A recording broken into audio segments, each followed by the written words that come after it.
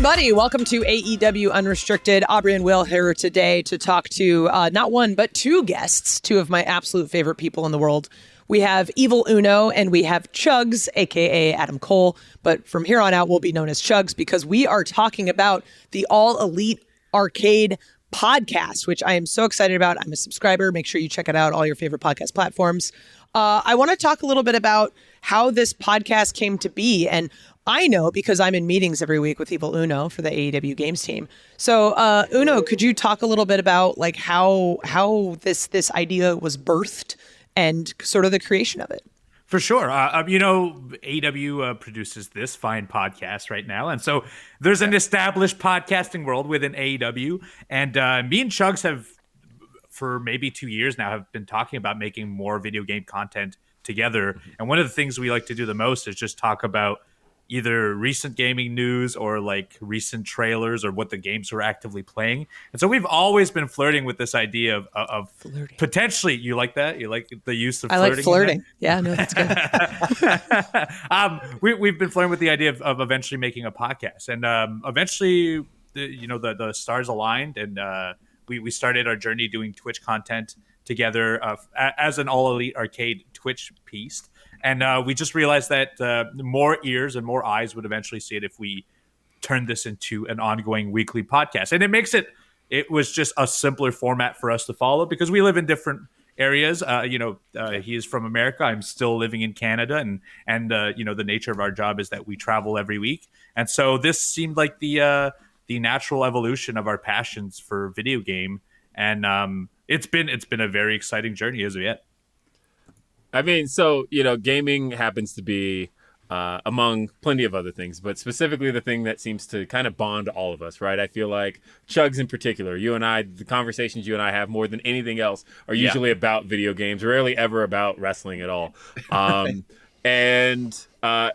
it's nice that it's one of those things that kind of bonds wrestling fans and gives them something to kind of get some insight into a lot of what makes us tick as people. But for you, this is not something new. You've been kind of in this gaming avenue for pretty much, it's for a very long time, I'll say. Otherwise, that's how people know you as Chugs. But I want to give people kind of a little bit of background on you in this role and how people have come to know you through your Twitch and everything you've been doing for years prior to AEW. Sure. Yeah. So I've going back a little bit further. Video games have always been something that have been a massive part of my life. For example, I talked about this on the first episode of All Elite Arcade, but my first memory, not gaming memory, my first memory of my entire life was I was 3 years old and I ran downstairs. It was really early in the morning and I ran downstairs and I see that my dad is sitting in front of the TV playing the Sega Genesis, and he's playing Road Rash, and he got the best bike in the game. And I couldn't believe it. I'm like, you got the best bike, Dad. Oh, this is so cool. So video games were always in my household growing up. However, around 9 years old is when I became just absolutely obsessed with pro wrestling. So my younger brother, he's been so into gaming his entire life. And I always loved them, but I wouldn't say I devoted like a ton of time into them. Like if he had some buddies over to play Halo, I would jump in on the LAN parties. I have great memories with a lot of PlayStation 1 titles like FF7, Resident Evil 2, Metal Gear Solid, games like that.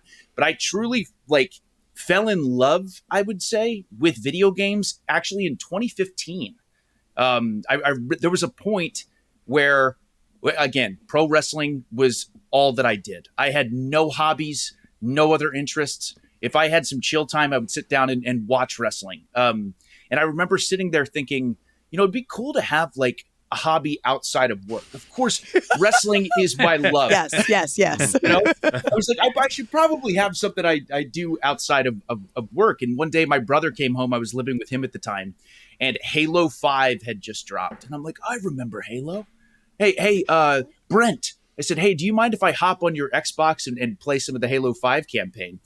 And he goes, yeah, of course. Long story short, I stayed up until like 7 or 8 in the morning and beat the whole campaign. The next day, I bought an Xbox One. The rest was history. So, but to jump, sorry, I'm rambling now. I just get so This is excited great. talking about games. It's all great. But I had been wanting to stream for the longest time. But I always made excuses in my head, whether it was my schedule. It seemed so daunting, the idea of like learning all this new stuff about how to stream and things like that. But then the pandemic hit, and it was like, I have no excuse anymore. I have all the time in the world. I really want to do this. I want to talk to people who are passionate about games like I am. And I started streaming during the pandemic, and now it's turned into a thing that I mean this. I tell the chat all the time. I will never stop doing this until I can't anymore. I love it so much. I love the community aspect of it. I love the passion of video games. It's become one of my absolute favorite things in the world. So yeah, video games are very important to me. Very, very important. I also want to say that, as you say, like your first memory is with the Genesis. I immediately felt old because I'm like, dude, that was like my third system. Like, oh my God. I'm like, let's. Oh, NES, the old brick, like gray Game Boy, like that was my jam. So Yeah. Yes. Also, legit though, you popped me so hard with Road Rash though, because like I remember, because I didn't get into Road Rash until the Sega Channel. For those who don't remember what that was, but the thing about the Sega Channel was it was so ahead of its time. Like when you think about things like Game Pass and like streaming services and things where you can get access to games, but it was literally a service where you got you had to hook a cable line into this cartridge that went to your Sega Genesis, and monthly you get new games that you paid for this monthly service for. My parents got me Sega Channel, and I remember I was just going through the list, and I found Road Rash 2 was the first one I had played, and it changed my life. And it, like the music, the way that it played with, you know, because the Sega Genesis couldn't scale. But it had different ways of playing with that, right? Because for those that don't know what I'm referring to, I'm specifically referring to the idea of a sprite changing sizes. And when when you're dealing with a game where characters need to be in motion, specifically a motorcycle driving game, you're dealing with depth of field, and you're dealing with things getting closer to the screen, and so. You couldn't have. Let's just speak in my language here. I'm just like, dude, you have no idea. and so the sprites couldn't get larger and smaller, but Road Rash dealt with it in such a smart way that you couldn't actually tell that things weren't scaling in the game the way that the Super Nintendo could. But it made the Genesis feel like it had something that competed. So when you mention that game, like it does so much for me, because Road Rash was seriously a game changer for the Sega Genesis. I agree. All right. We could probably just talk about Road Rash on this whole. Absolutely. We can talk about the games. I can give you 20 minutes on Sega alone. Sega alone. Yeah, right? Yeah. Oh, gee, don't get me started about NBA Jam. At the forefront of a lot of what you see in gaming nowadays. The channel, but also Dreamcast having DLC and internet access and all that. That's all stuff that Sega did before everyone else. But yes, people forget that the Sega Saturn was the first console with triggers. That like everybody had shoulder buttons, but the Saturn analog controller had triggers. Changed the game. Yeah. Dude, memory cards with freaking screens on them. Oh, yeah. Like, dude. The Neo Geo. Oh, man. Okay, we've turned into a nostalgia podcast here on AEW Unrestricted. Well, I want to ask you, Evo Uno. So I want to ask you what your origins with gaming are.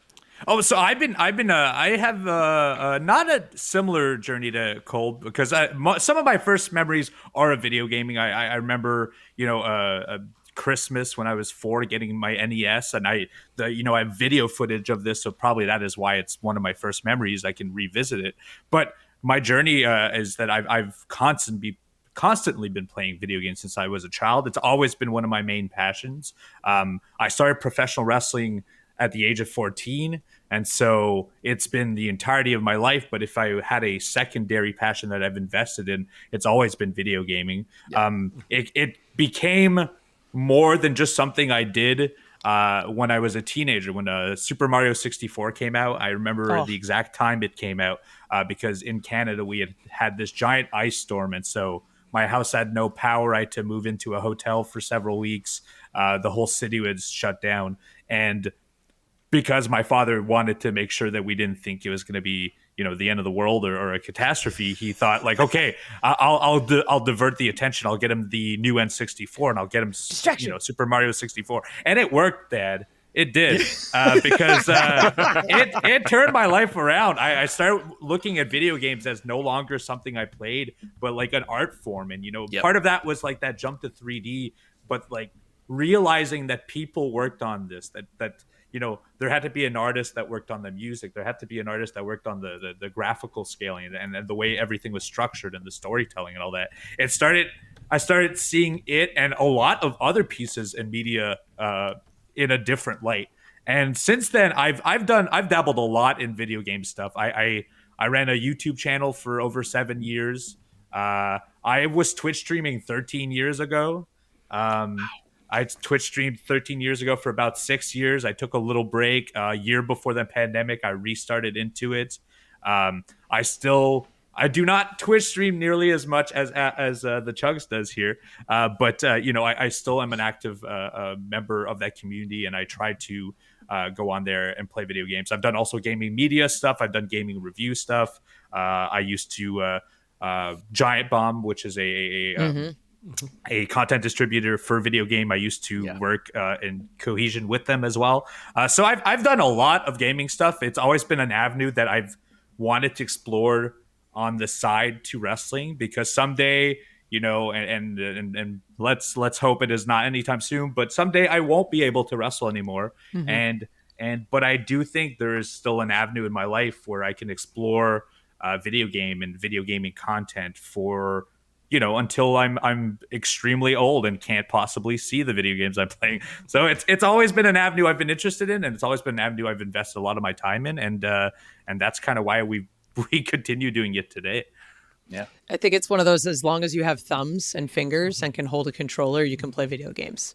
So it's been really great seeing like our generation grow up as like, this is a normal thing. Like, it used to just be a thing that kids played, right?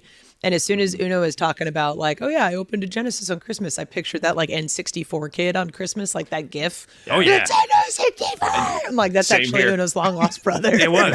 I mean, that could be a clip of me for all you know. So it could be. Someone's gonna Photoshop your mask on it and just be like, look, it's Uno. This is exactly how it happened, real life. There's a lot more to talk about here on AEW Unrestricted. I'm particularly interested in like more about the podcast aspect of All Elite Arcade, but we got to take a real quick break, as Uno says, and quick, a word from our sponsors. So coming up here on AEW Unrestricted. It's AEW Unrestricted. We've got Aubrey, Will, Uno, Chugs. We're talking video games. We're talking the new podcast. Definitely check out the All Elite Arcade podcast on all of your favorite podcast platforms. Like, subscribe, do all the fun stuff. Like, support these boys because they are doing incredible things. I love hearing people who are passionate talk about the things that they are passionate about, which in like saying that out loud, it's like, yeah, duh, no shit. But it's like, you know when someone cares about the thing that they're talking about, and it's great. And a little bit in the first segment, like Uno had talked about, like wanting to sort of move into a podcast medium. But you guys are both, started in sort of the Twitch streaming realm and then did the All Elite Arcade show on Twitch. Like, what has been the biggest change for you guys? And I guess we'll start with Chugs on this one. What is the biggest change for you guys moving to a podcast platform? I think the biggest change for me is the excitement at the idea of me and Uno getting to just talk games. Like, this is going to sound wild, but I think a big reason for me that I was so excited about starting this podcast with him is, Uno will tell you this as well, I can't tell you how many times it'd be like, we have an hour and a half to do a Twitch stream. And this might be wild to say, but like, there were so many episodes where I'm like, I kind of rather just want to talk to you about games for an hour and a half instead of even playing them, because we both love to play them. But it's just, we both are so passionate in our own ways about games, and he'll say something that I find really interesting or a game that I want to check out. And I like to think sometimes I do the same for him, but there's just such a passionate discourse in this world. So again, the biggest change for me is just the excitement of knowing I get to spend all this time, at least once a week, getting to talk video games with one of my favorite people. It's just, that is the most important thing to me. For sure. I mean it. Yeah. My heart is so warm right now. Mine is too. Uno, what about you? Same question. I love Twitch streaming with Chugs, and I like Twitch streaming on my own as well. But it's the biggest change from one to the other is structure. I think our podcast is a lot more structured. We've topics we actually want to tackle, and we having a discussion about the weekly news and engaging with that is something that I know interests us and will probably interest others. But when we're doing Twitch streaming, a lot of what we want to do is also interact with people. So we don't want to get into like a 20-25 minute tirade, because then we're not interacting with the live viewer. And that's what the Twitch experience is supposed to be about. It's about having a one-on-one discussion with someone, or at least having some form of impact on the content that you're watching. And I like Twitch streaming. I'm not saying anything wrong with Twitch streaming. I love that approach to content. But in a podcast, I'm talking solely to Chugs in this instance, and so we finally get to explore all of the topics that we want to, rather than kind of piecemeal it as it goes on. It's a lot less free form. This one is a lot more structured. Our opinions and what we're going to discuss about it, and what each of us wants to say about each piece of topic is obviously not planned.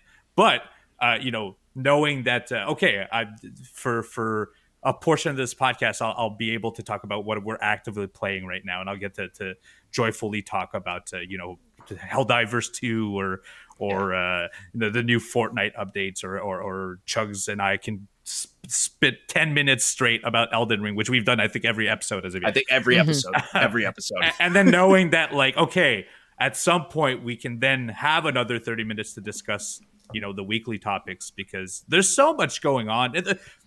Video game is the largest media form now. It used to be TV, it used to be movies, but now there are more video games released daily than I can count. Open a computer, go to a Steam page, GOG, go to the itch.io, whatever. Per day, there are at least 20 games that are going out there. So, more than that.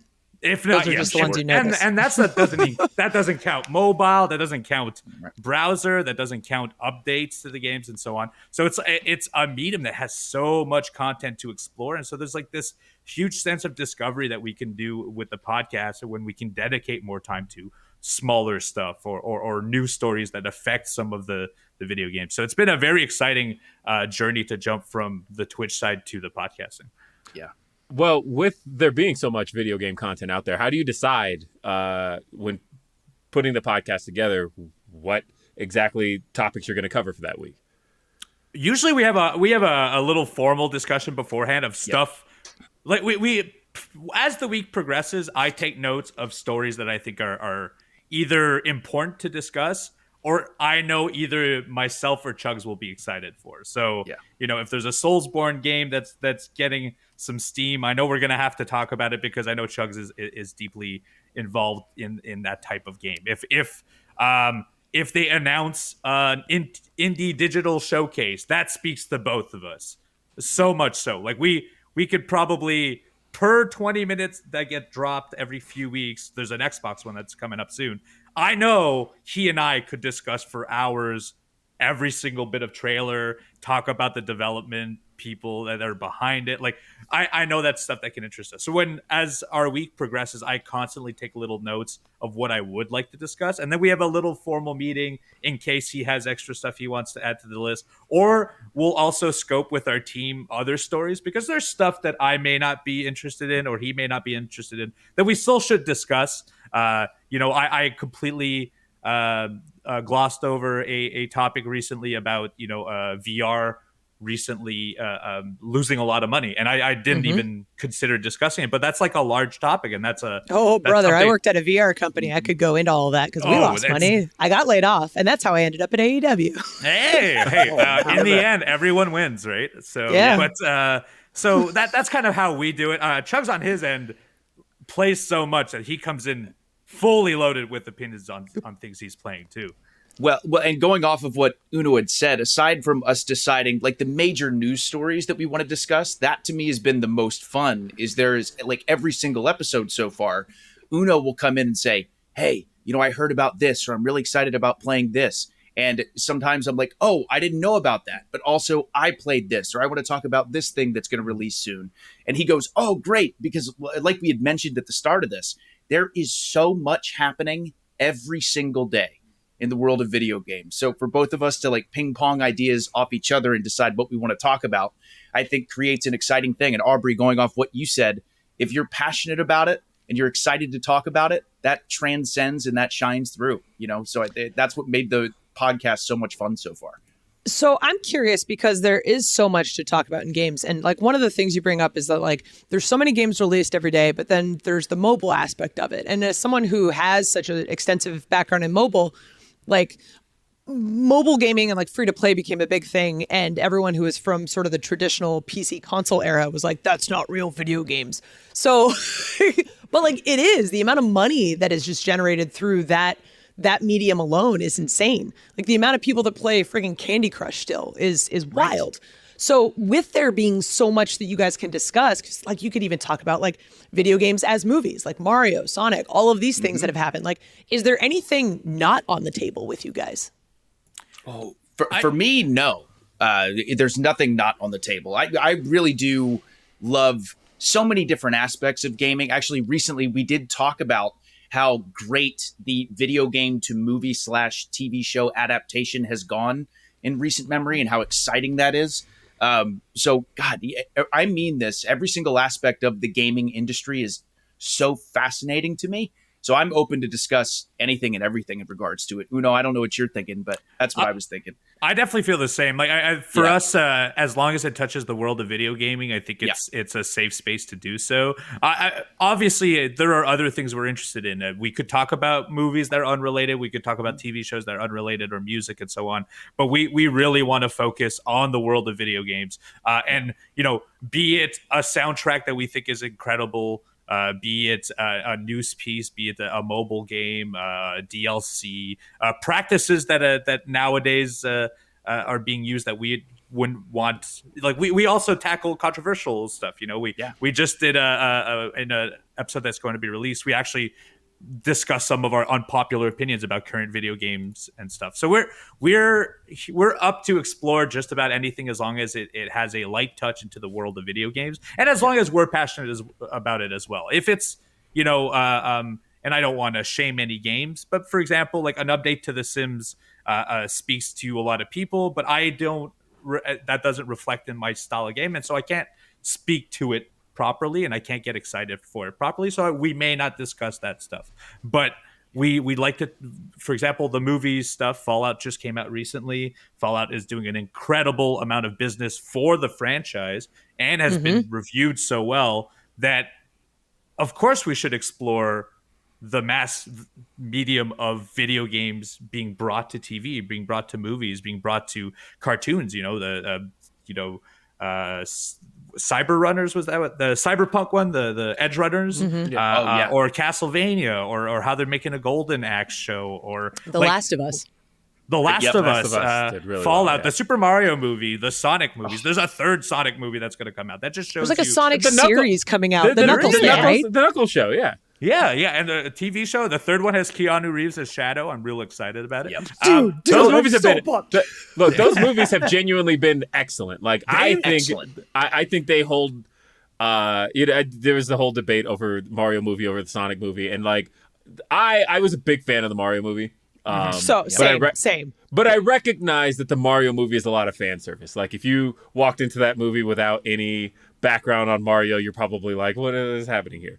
That it is a lot of references and things to really like pop you as a Mario fan. But Sonic, those are just genuinely good movies that stand on their own. That it's like, hey, we took this character that you know from this video game series and all these elements, and yeah, there's the little things like the music, that stuff that's gonna pop you. But they're just genuinely good movies. And I have so much fun with that idea. But I love that we got on this topic, by the way, of You're welcome. Of the adaptation, of getting to give these stories that we've been in love with in video games for so long and bring them to audiences that don't necessarily love video games. My wife would never touch Last of Us as a game, right? But she was hooked every single episode as far as the series was concerned. And it was enough for her to now feel like, all right, this is a story I can get into. It just wasn't necessarily in an avenue I could have attached to it. And so I love that. And she just started Fallout. It's another thing that, again,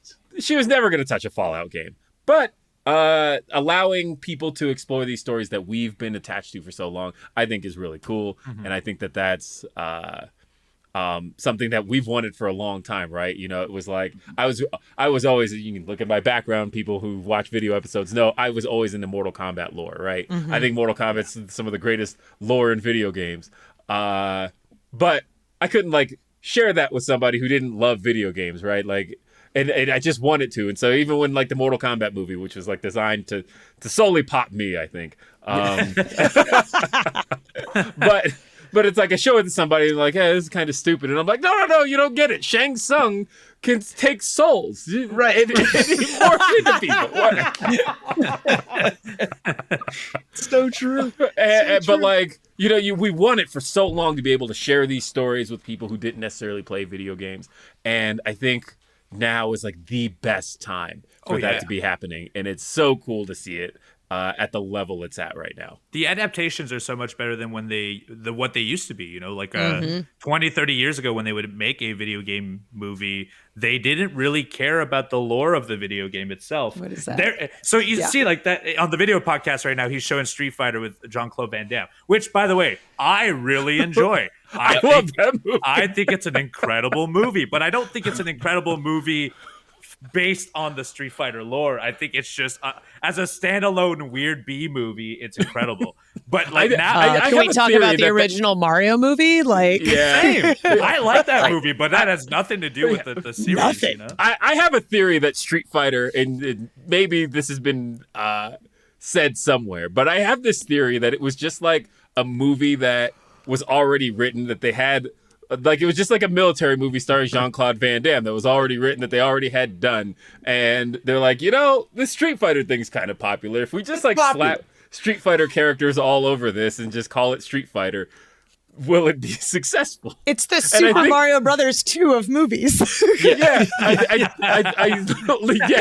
that's exactly right. That's a perfect comparison. Yeah, that's perfect. Yeah. You're welcome. My credibility is showing. Sorry. Yes, no, I love that.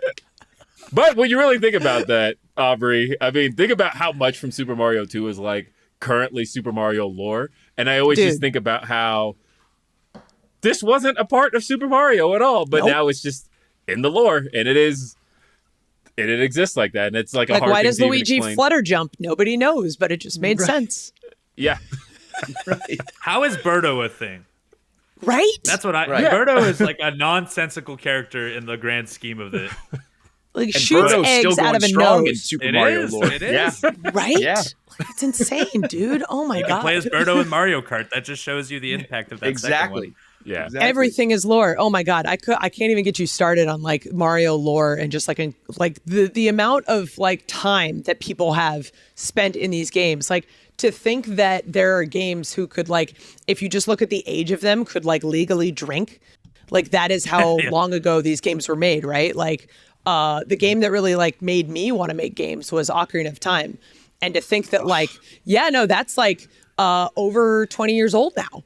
Like, oh God, like I've played that game on like how many systems and how many times. And like, I'm just going to put it out there. I love the water temple. It makes sense if you do it the right way. Like, I'm just going to put it out there. I'll tell you the secret after the fact. Hard disagree, but we can keep going. It's okay.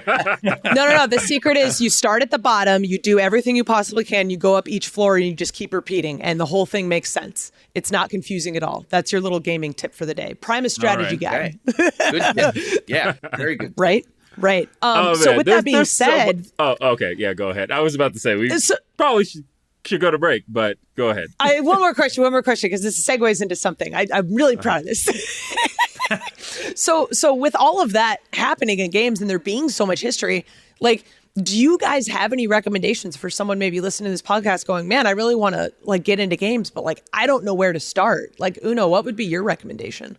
Honestly, it seems like the most straightforward answer, but I would give you two. So nowadays, the best way to get into video gaming is either play a mainline Mario game because it is designed for people who may not necessarily play video games. It will introduce each of the patterns and then the subjects and the controls very early on, and then as you progress into it, it will ramp up difficulty, but in a way that the progress of it is intended to be universal. It's not like you're playing a Dark Souls game. If you've never played a previous game before, Dark Souls is not the game you want to start. Not with. A good jumping point. No. It's not the jumping point. No. But Mario, those first few levels are designed to be easy so that when you get to the more challenging stuff, you've learned how to master the systems.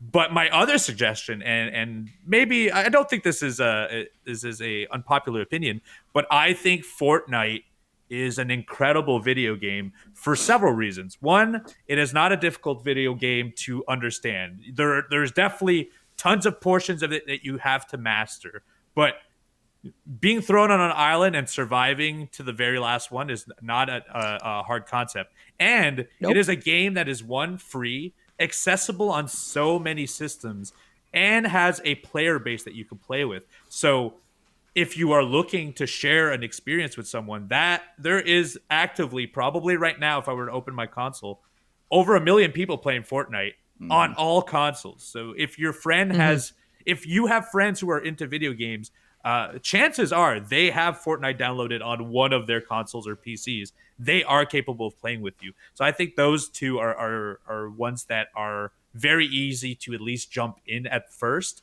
And then you can then explore the vastness of what video games is and the different styles from there.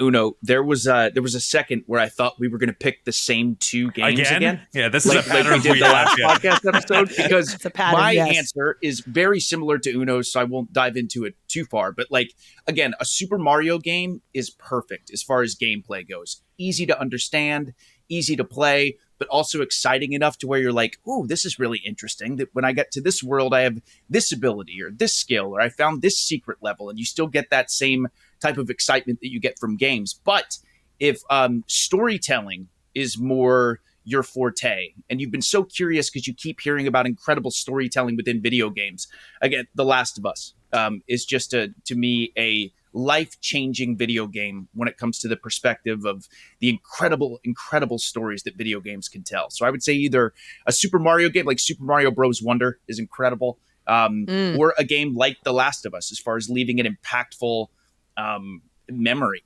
in your brain. Yeah, I always feel like, because the Mario answer is such a good one. I was hoping the example one of you would use was Odyssey, because I feel like it's such a... Odyssey's... oh my God. Odyssey, I think, is genuinely my favorite game of all time. I think that it... Justified.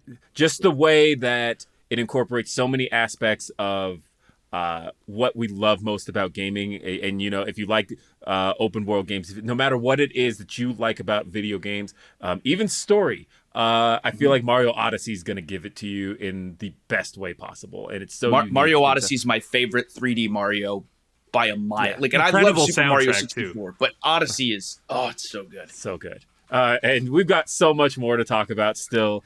We got one more portion here. We're with the Chugs. We're with Evil Uno. We're talking All Elite Arcade Podcast right here on AEW Unrestricted.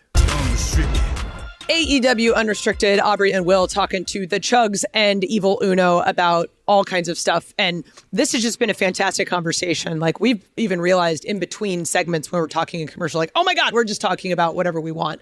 So it's really great. And it reminds me of listening to your guys' podcast, where it's literally just friends having a conversation about things they love.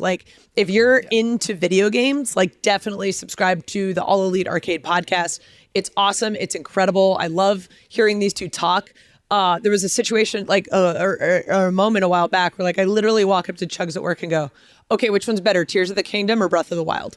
And we just immediately went into it. I think it was 15 minutes just talking about the differences between these two Zelda games. And I was like, yeah, no, this one was my favorite. And then this one came out and it became my favorite. I literally just started my second playthrough of Tears of the Kingdom as soon as I was done with the first one. Really? Dude, I was just okay, now I know what I'm doing. I'm going to go through this and just do all the shrines first before I stick to the main story. So it's there's so many different ways to approach games. And there's so many different things that people are into and what they like to do. So I'm curious, like let's bring it to the main argument, and I think the main difference that comes up with gamers all the time, like Xbox versus PlayStation versus Switch versus PC. Like and there could be some like pitchforks coming out at this point. I don't know. But Chugs, why don't you start? Like where do you see yourself like going to? Sure. God, people are gonna hate this answer, but I wasn't starting a controversy. Let me barge in because all right. Chugs is a known pacifist. Yeah, I This. You are. I know he is sweating the second you told him to choose one. So whatever he's about to say, keep that in mind. You just say, I love them all. All right. And again, I genuinely mean this, but I own all platforms. I play on all platforms. I love the Game Pass aspect of Xbox. I think it's incredible. Sony still to this day has some of the strongest single player story experiences in the world. Nintendo is off in its own little world with also incredible games like Mario, Metroid, Zelda, things like that. And PC is actually something that I jumped into very late and I'm still learning quite a bit about. Like now that the Steam Deck has come out, that's really opened up my world when it comes to PC gaming. But it was something I did a little bit before the Steam Deck came out, but that made it so much easier. So I have a VR headset. I play games on my phone. I'm an all platforms kind of guy. But if I had to pick, my first love, my first console, I'm an Xbox guy. I knew it. I knew you were going to say that. I relate to that so hard, I will say, and probably for the same reason. Because if I reached on a shelf behind me, which is too far to grab right now, but I have a launch copy. My original copy, I got it. I know it came out November 15th. I got mine November 18th, 2001, original Halo. Yep. And I got it 3 days after it came out because I believe it launched on a Thursday, and I wasn't able to get mine till that Sunday. But I have my original launch copy, and that game changer changed my life. All things Halo changed. It changed the industry. It really did. Well, especially considering like first-person shooters for the longest time were considered like when the debate between PC gamers and console gamers was always, you know, oh, you're playing first-person shooters on a console. What are you playing, GoldenEye? Like, whereas you know, Quake players, all of that, they were hardcore about Quake, their stuff. Doom, Command and Conquer, like all those. It was like the PC. Unreal Like Tournament. that's where you went for that. Yeah, and they knew, right? Unreal Tournament. And I was a big Unreal Tournament player, and it was like, it was hard to really get into the idea of first-person shooters on a console. They always felt like a lesser experience than what you could get on the PC until Halo. And Halo was the one that was like, no, I can't. This tells me that this is not only doable on a console, but it can almost be more immersive on a console. And granted, Halo did eventually come out on the PC, but it was like, I can have this experience and I can have this fun with friends. And you mentioned the LAN party earlier, and like, God, the Halo LAN party was amazing. 4 Xboxes with the Switch and 16 100%. people. How many of us did that in high school, dude? Right, exactly. And that's the thing too, is you're completely correct in that, like, as far as a console FPS game, we owe so much to Halo without question. But seriously, looking back at like my like school memories of being a kid and growing up, like Halo, at least in my town, took over. Like I would go to kids' houses that I'd never been to before, and we'd all set up this giant LAN party. We had people over at my house as well. Like, everybody was playing Halo. Our middle school wrestling team used to run out to the Halo theme. Like, we were all about it. All about it. Great. So It's a great song. Yeah. I have a tiered system on this answer, so I hope. All right, let's go. I hope you have prepared. 5 minutes, because it depends on what point of my life, what the answer would be. Fair. For most of my childhood into like even late teens, I would have said 100% Nintendo above everything else. And that's a lot of me being raised on those consoles. You know, I had an NES, I had a Game Boy, I had the Super NES, I had Game Boy Color, I had N64, onwards and onwards. I actually stopped at GameCube because at that point in my life, I wanted more adult experiences. So you either had to choose one or the other when you had the funds. And so I ended up being a PlayStation kid up until maybe a few years ago. I was vehemently about PlayStation, PS1, PS2, PS3, PS4. I would get in debates back in the day and be pretty. I was one of those people I don't like today who would be like championing a brand that they knew nothing of the opposition. They just were just solely interested in one. And so I was The tribalism. Exactly. Yeah. I was such a big Sony kid back then because I didn't know the other side of it. Nowadays, and this is my suggestion to people, you can find great video games on all consoles. Everywhere. There are great experiences that are unique to all of them, and that's also why I own every console and I play every console, is that Nintendo does stuff that no one else can do. They have IPs that are just synonymous with video games and that have eventually bled into every video game afterwards. So if you want the granddaddy of video games, Nintendo has all of that. Xbox has a whole library of video games from Xbox One all the way to now that's available on Game Pass. So you can do so much. If you want to start video gaming today, I think your best bang for your buck is Game Pass. You have I agree. so many games that you can play with. You can revisit history. You can play first party Xbox games when they come out. You know, they're very rare nowadays, unfortunately, but it is a great thing. PlayStation does the best third party story games, I think. If Last of Us, Uncharted, God of War, which third will person. Yeah, okay. Yes, which will also become a TV series, by the way. So like they know how to do storytelling. They know how to do like cinematic experiences. You know, the Final Fantasy 16, and Final Fantasy has been, while it has touched everything, is more of a Sony thing. But and now that I've said all this, PC Master Race forever because I knew it. You can play everything on there. Everything you just named, except Nintendo. But which I will with an say, emulator.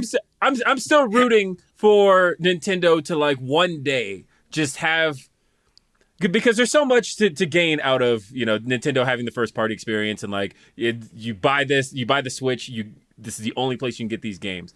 But man, there's a piece of me that's like, I would just love 4K Mario Odyssey. Like just one day I would love to be able to, with my max PC settings, be able to play this in the best possible way. And like Nintendo, it's just a license to print money. You don't even have to you can wait years to release them, but release them on the PC, man. Well, so Mario that's the Kart. thing with Nintendo, right? Like they're just going to end up releasing it in 5 years anyway on a new platform with better graphics, and they're going to make you buy it again. And they're the masters of that. Yes. And you know what? They get my money each time, so why change Every it? time. I know. But, for example, Mario Kart 8, great game. I want to play it with others, but I find the Nintendo approach to online convoluted. If it came to PC, I guarantee you the top 10 selling games for the next 3 months, Mario Kart will be in it.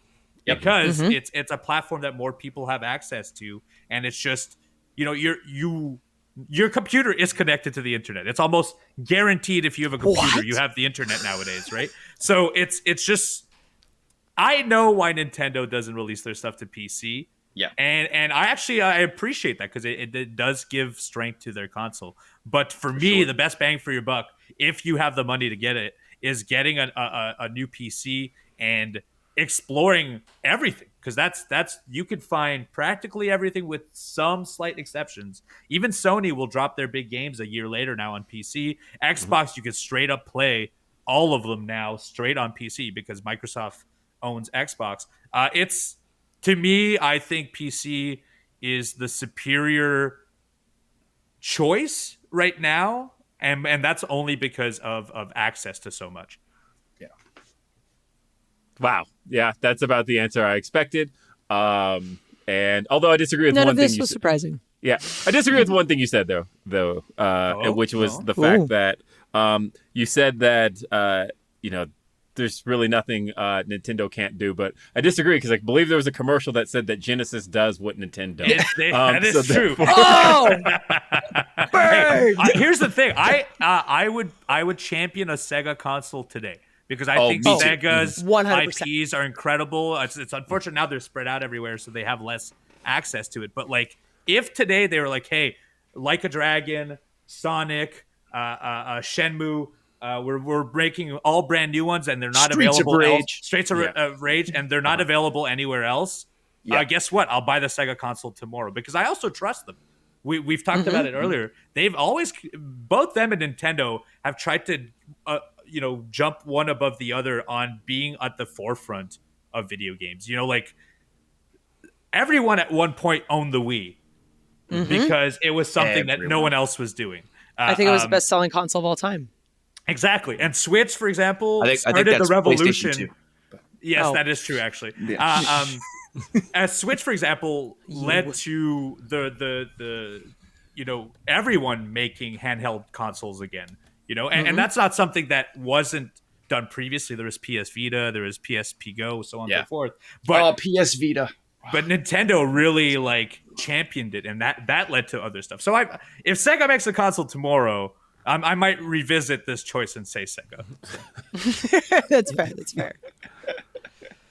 Well, this has been an incredible conversation, and look, we could talk gaming all day long, but that's kind of the point here, right? Was that there's so much conversation to be had around video games, and video games is such a medium that everybody can relate to, and that is why you should be checking out All Elite Arcade, because these conversations continue to be had with Evil Uno, with the Chugs, and you can catch new episodes on your favorite podcast platforms. And it's been so great having you guys here today. Yes. Thank you so much. Yeah, thanks for having us. This is the best. This feels like every other podcast we've done, and I feel like we could have done another hour. So Easy. Yeah, we'll just put this into your feed so that it's like, we had a conversation about games. It's fine. That's great. Oh my God. Now you're like, oh man, episodic content. Oh no, there's all these new things I have to think about.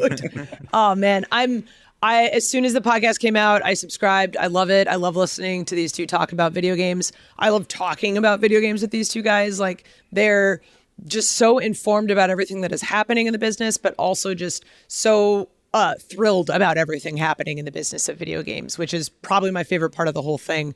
And of course, you can catch these guys on AEW television. Dynamite every Wednesday, Collision on Saturdays, Rampage on Fridays. And don't forget, we have ROH on Thursdays as well. There's so much going on. You can listen to this podcast also on all of your favorite podcast platforms. New episodes every Thursday, and the video episode drops on Mondays. I am Aubrey Edwards with Will Washington, Evil Uno, and the Chugs. Thank you for listening to AEW Unrestricted.